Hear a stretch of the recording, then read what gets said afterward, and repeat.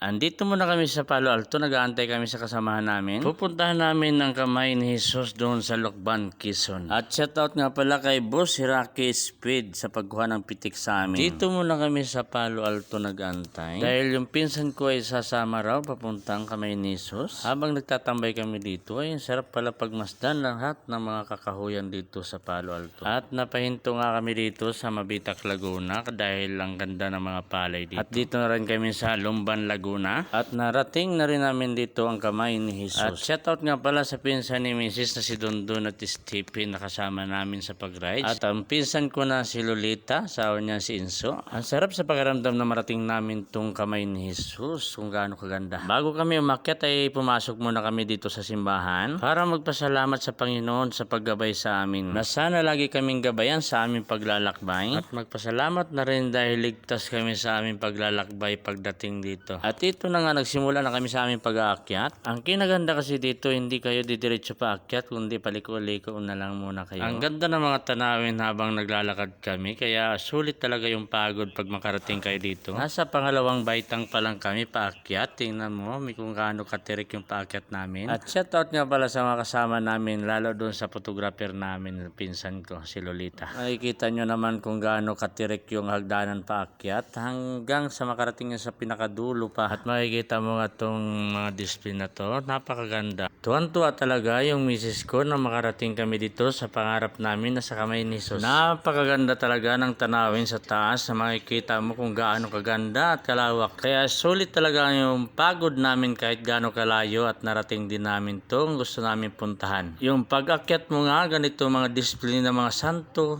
At gaano kaganda, tingnan nyo naman kung gaano kaganda si Mama Mary dito. Nakakawala ng pagod na ganito yung makikita mo pag-akyat. Kaya kung gusto nyo puntahan nyo guys, dito lang yan sa Lokban, Quezon. Hindi kayo magsisisi na makita nyo ganito yung madadatan nyo. Hanggang sa malapit na kami makarating dito sa kamay ni Jesus sa pinakatuktok. At dito na nga, sa wakas nakarating din kami dito sa kamay ni Jesus. Sa pinakataas, sa hinabahaba ng nilakbay namin ay sulit talaga yung pag-akyat namin dito sa kamay ni Jesus. Maraming salamat po.